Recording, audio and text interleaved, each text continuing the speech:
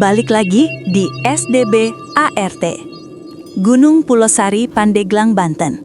Gunung yang bagi sebagian orang hanya tempat ziarah dan pendakian ringan. Tapi bagi warga sekitar, Pulosari bukan sekedar gunung, melainkan tempat yang punya aturan sendiri. Tidak semua orang boleh naik, dan tidak semua yang naik diizinkan pulang dengan utuh. 5 tahun lalu, seorang pemuda bernama Raka, pendaki asal Serang, dinyatakan hilang saat melakukan pendakian solo ke Gunung Pulosari. Raka bukan pendaki sembarangan, ia sudah beberapa kali naik gunung, termasuk Pulosari. Jalurnya ia hafal, pos-posnya ia kenal, bahkan beberapa juru kunci gunung mengenalnya secara pribadi. Namun, pada pendakian terakhir itu, Raka tidak pernah turun kembali. Hari pertama dinyatakan terlambat turun. Hari kedua, pihak keluarga mulai panik. Hari ketiga, pencarian resmi dilakukan oleh warga, relawan, dan aparat setempat. Hasilnya nihil. Yang ditemukan hanya carrier milik Raka, tersandar rapi di dekat jalur lama menuju kawasan hutan lebat. Tidak ada bekas jatuh, tidak ada tanda perkelahian. Isinya pun aneh. Logistik masih lengkap, ponsel mati, dan sepatu gunungnya tidak ada di dalam carrier. Seolah-olah Raka memutuskan meninggalkan semua miliknya dan berjalan masuk ke hutan tanpa alas kaki. Pencarian dihentikan setelah berminggu-minggu tanpa hasil. Raka dinyatakan meninggal. Keluarganya menggelar tahlilan 7 hari, 40 hari, hingga 1000 hari. Namanya disebut sebagai almarhum. Hidup perlahan dipaksa berjalan. Sampai suatu malam, tepat 5 tahun setelah Raka dinyatakan hilang, pintu rumah keluarganya diketuk. Di luar, berdiri seorang pria kurus. Wajahnya pucat, matanya cekung, bajunya lusuh, berbau tanah dan dedaunan kering. Ibunya hampir pingsan saat melihat wajah itu. Karena pria yang berdiri di depan rumah tersebut adalah Raka. Masih hidup, masih bernafas, namun tidak lagi membawa ketenangan. Dan sejak kepulangannya, satu persatu warga di sekitar Gunung Pulosari mulai mengalami kejadian-kejadian aneh, seakan ada sesuatu yang ikut turun gunung bersama Raka. Hari itu, cuaca di Gunung Pulosari sebenarnya tidak bersahabat. Langit mendung sejak pagi, kabut turun lebih cepat dari biasanya. Di pos awal pendakian, hanya ada beberapa warga yang sedang membersihkan area sekitar makam keramat yang memang sering diziarahi. Sekitar pukul 9 pagi, Raka tiba sendirian. Ia membawa carrier ukuran sedang, berpakaian rapi layaknya pendaki berpengalaman. Tidak terburu-buru, tidak terlihat cemas, bahkan sempat menyapa warga dengan senyum tipis, seolah hari itu hanyalah pendakian biasa. Salah satu warga tua, yang biasa dipanggil Mang Udin, sempat menegur Raka. "Naik sorangan, ayeuna mah lain poe alus. Naik sendirian, hari ini bukan hari baik." Raka hanya tertawa kecil. Ia bilang pendakiannya tidak lama, hanya sampai jalur tengah lalu turun sebelum maghrib. Mang Udin kembali mengingatkan satu hal yang sejak dulu dipercaya warga sekitar Pulosari. "Mun ngadenge nu ngageroan, antepkeun nya, ulah nengok. Jika mendengar suara memanggil, jangan menjawab, jangan menoleh." Raka mengangguk, tapi dari raut wajahnya terlihat jelas, ia tidak benar-benar percaya. Pendakian dimulai normal. Beberapa jam pertama, Raka masih sempat mengirim pesan ke adiknya. Sinyal masih ada. Foto-foto jalur pendakian dikirim, lengkap dengan caption singkat. Pulosari masih sama, sepi. Namun sekitar pukul 2 siang, pesan terakhir terkirim. Bukan foto, bukan teks panjang, hanya satu kalimat pendek. "Di sini jalurnya beda." Setelah itu, ponsel Raka tidak pernah aktif lagi. Menurut tim pencari yang turun ke jalur pendakian, posisi terakhir sinyal ponsel Raka berada di area yang seharusnya bukan jalur resmi. Jalur itu dikenal warga sebagai jalur lama, jalur yang sudah lama ditutup karena sering membuat pendaki tersesat, meski jaraknya tidak jauh dari pos utama. Yang membuat merinding, jalur itu dipercaya sebagai jalan lintasan makhluk halus, terutama menjelang sore. Saat pencarian dilakukan, beberapa relawan mengaku mendengar suara langkah kaki di belakang mereka. Ada juga yang merasa dipanggil dengan suara yang mirip suara temannya sendiri. Dan di salah satu titik hutan itulah, carrier Raka ditemukan. Disusun rapi, tidak rusak. Logistik masih lengkap, jaket masih terlipat. Tapi sepatu gunung Raka tidak ada. Tidak ditemukan di jurang, tidak tertinggal di pos, dan tidak ada jejak kaki manusia yang menjauh dari lokasi carrier. Seolah-olah Raka memutuskan meninggalkan semua miliknya dan berjalan masuk ke hutan Pulau Sari tanpa perlindungan apapun. Dan sejak hari itu, Raka tidak pernah terlihat lagi, sampai 5 tahun kemudian saat ia berdiri di depan rumah keluarganya. Masih hidup, tapi membawa sesuatu dari gunung yang tidak seharusnya turun ke dunia manusia. Malam itu, rumah keluarga Raka tidak langsung dipenuhi tangis bahagia seperti yang seharusnya terjadi saat orang yang dianggap meninggal kembali hidup-hidup. Justru sebaliknya, sunyi, canggung, dan penuh rasa tidak nyaman. Ibu Raka hanya mampu memeluknya sebentar, lalu menangis terseduh. Ayahnya berdiri kaku, matanya menatap anaknya seperti sedang memastikan satu hal penting. Ini benar-benar Raka, atau hanya wajah yang mirip Raka? Raka tidak banyak bicara. Jawabannya pendek-pendek. Nada suaranya datar. Saat ditanya di mana ia selama 5 tahun ini, Raka hanya berkata, "Aku di atas." Tidak menjelaskan gunung, tidak menjelaskan tempat, tidak menjelaskan bagaimana ia bisa bertahan hidup. Hal pertama yang membuat keluarga mulai merasa janggal adalah kondisi tubuh Raka. Tidak ada bekas luka parah, tidak ada tanda orang yang hidup di alam liar bertahun-tahun. Kulitnya memang pucat, tapi bersih. Kukunya rapi, rambutnya tidak terlalu panjang.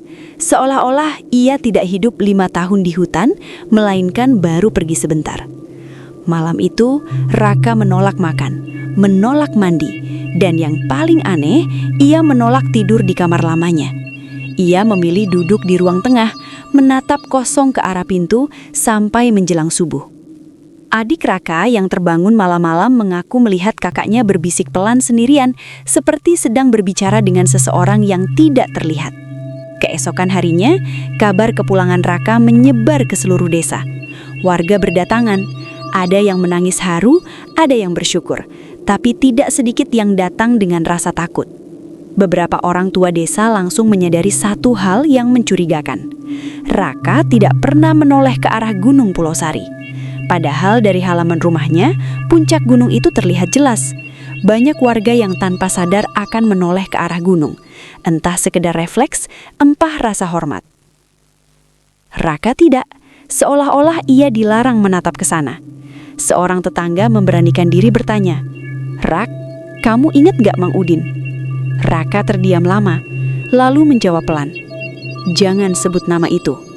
Sejak hari kedua kepulangannya, kejadian aneh mulai terjadi di sekitar rumah.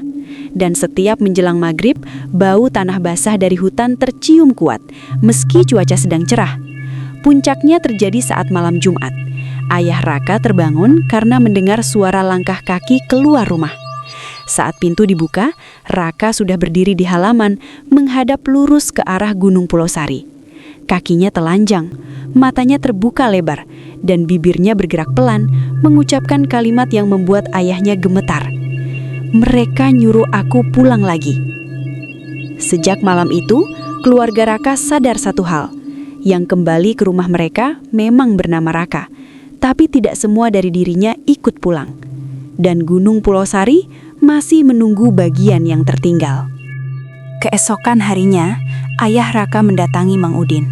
Bukan untuk mencari jawaban pasti, tapi untuk memastikan satu hal. Apa yang sebenarnya terjadi di jalur lama Gunung Pulau Sari 5 tahun lalu. Mang Udin sudah tua, rambutnya memutih, jalannya pelan. Tapi saat mendengar nama Raka disebut, wajahnya langsung berubah tegang. "Akhirna manehna balik oge," gumamnya pelan. Akhirnya dia kembali juga. Mang Udin mengaku pada hari Raka menghilang, ada satu kejadian yang sengaja disembunyikan dari keluarga. Beberapa jam setelah Raka naik, Mang Udin dan 2 warga lain mendengar suara kentongan dari arah jalur lama. Padahal tidak ada jadwal ronda dan jalur itu sudah lama tidak dilewati siapapun. Saat mereka mendekat, suara itu berhenti. Yang tersisa hanya kabut tebal dan bau tanah basah bercampur bunga liar, bau yang biasanya muncul di sekitar tempat keramat. Mang Udin yakin Raka tidak tersesat secara biasa. Ia masuk ke jalur lama karena dipanggil. Menurut cerita turun-temurun warga sekitar Pulau Sari, jalur lama bukan sekadar jalan setapak. Itu adalah lintasan, jalur peralihan yang hanya muncul di waktu-waktu tertentu, biasanya sore menjelang maghrib. Orang yang masuk ke sana akan merasa jalurnya normal, tidak curam, tidak menyeramkan, bahkan terasa lebih pendek dari jalur resmi. Masalahnya, jalur itu tidak selalu kembali ke tempat yang sama. Mang Udin menatap ayah Raka dalam-dalam, lalu berkata, "Lamun ayanu balik ti ditu, biasana ayanu katinggalan. Kalau ada yang kembali dari sana, biasanya ada bagian yang tertinggal." Di rumah, kondisi Raka semakin mengkhawatirkan. Ia mulai sering keluar rumah menjelang sore, berjalan tanpa tujuan jelas, dan selalu pulang sebelum azan maghrib, dengan wajah kelelahan seperti orang yang baru mendaki jauh. Suatu malam, adiknya mendengar Raka berbicara sendiri di kamar. Bukan bahasa Indonesia, bukan Sunda. Nada bicaranya terdengar datar, berulang, seperti sedang menjawab pertanyaan yang tidak terdengar. Saat pintu dibuka, Raka langsung diam, menoleh perlahan, dan berkata satu kalimat yang membuat adiknya gemetar. "Kalau aku dipanggil lagi, jangan cari aku." Keesokan paginya, seorang warga desa ditemukan tersesat di kebun sendiri. Ia mengaku melihat Raka berjalan menuju arah hutan, lalu menghilang di balik kabut tipis. Padahal, Raka malam itu ada di rumah. Sejak saat itu, warga mulai berbisik. Yang kembali dari Gunung Pulau Sari bukan hanya Raka. Ada sesuatu lain yang menumpang pulang bersamanya. Sesuatu yang sekarang mulai mencari jalan untuk kembali ke tempat asalnya. Dan Raka perlahan-lahan seperti sedang dipanggil pulang untuk kedua kalinya. Kabar tentang perubahan Raka akhirnya membuat para sesepuh desa berkumpul. Bukan untuk mengusir, tapi untuk menyelamatkan apa yang masih tersisa. Mang Udin mengatakan satu hal yang tidak pernah ia ucapkan ke siapapun sebelumnya. Gunung Pulau Sari ente sok nyokot raga, kadang nyokot janji. Gunung Pulau Sari tidak selalu mengambil tubuh, kadang mengambil janji. Diduga, saat tersesat di jalur lama 5 tahun lalu, Raka tidak mati, tapi ditahan. Bukan disekap, melainkan diberi pilihan, tinggal atau pulang dengan syarat yang tidak pernah sepenuhnya dipahami manusia. Itulah sebabnya tubuh Raka masih utuh, tapi jiwanya tidak sepenuhnya bebas. Para sesepuh sepakat melakukan ruatan sederhana, tanpa ritual berlebihan, hanya doa, air dari 7 mata air sekitar Pulau Sari, dan pembacaan ayat-ayat perlindungan. Raka duduk di tengah lingkaran, tenang, terlalu tenang.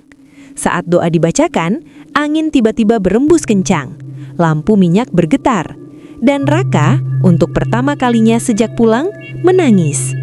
Bukan tangisan keras, melainkan air mata jatuh perlahan disertai suara lirih. "Aku janji, aku cuma mau pulang." Sesepuh desa langsung menghentikan doa. Janji, itulah masalahnya. Raka pernah berjanji di tempat yang tidak seharusnya dijanjikan. Malam itu, sebelum ruatan selesai, Raka pingsan. Tubuhnya dingin, napasnya tipis, tapi masih hidup. Saat sadar, ia terlihat lebih manusiawi. Makan, tidur, bicara dengan nada yang lebih hangat. Namun Mang Udin hanya menggeleng pelan. Tangan rereuh, itu hanya jeda. 3 hari setelah ruatan, Raka menghilang. Tidak ada tanda keributan, tidak ada pintu terbuka paksa. Hanya sepasang jejak kaki tanpa alas di halaman rumah, mengarah lurus ke Gunung Pulau Sari. Kali ini, keluarga tidak melapor. Warga tidak menggelar pencarian. Semua orang sudah paham, yang pergi kali ini memang tidak berniat kembali. Beberapa hari kemudian, Mang Udin naik ke jalur lama seorang diri. Ia tidak mencari Raka, ia hanya ingin memastikan satu hal. Di batas jalur, ia menemukan sesuatu yang membuat dadanya sesak. Sepatu Gunung Raka, tersusun rapi, bersih, seperti baru dilatakan. Sejak hari itu, tidak pernah ada lagi gangguan di desa.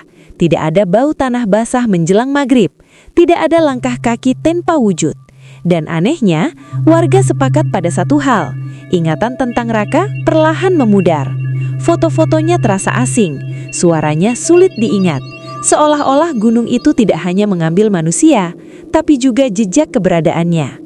Kini, jika pendaki bertanya tentang jalur lama Gunung Pulosari, warga hanya menjawab singkat, "Ikut jalur resmi, jangan balas kalau dipanggil. Dan kalau kamu pulang, pastikan semua dari dirimu ikut kembali. Karena tidak semua yang kembali dari gunung benar-benar pulang." Kisah ini bukan untuk menakut-nakuti, tapi untuk mengingatkan. Alam punya aturan, dan tidak semua pelanggaran dibayar dengan kematian. Sebagian dibayar dengan kehilangan diri sendiri. Kalau menurut kalian, apa yang sebenarnya terjadi pada Raka? Apakah ia diselamatkan atau hanya dikembalikan sementara? Tulis pendapat kalian di kolom komentar. Karena kisah gunung selalu punya lebih dari satu kebenaran. SDB ART undur diri.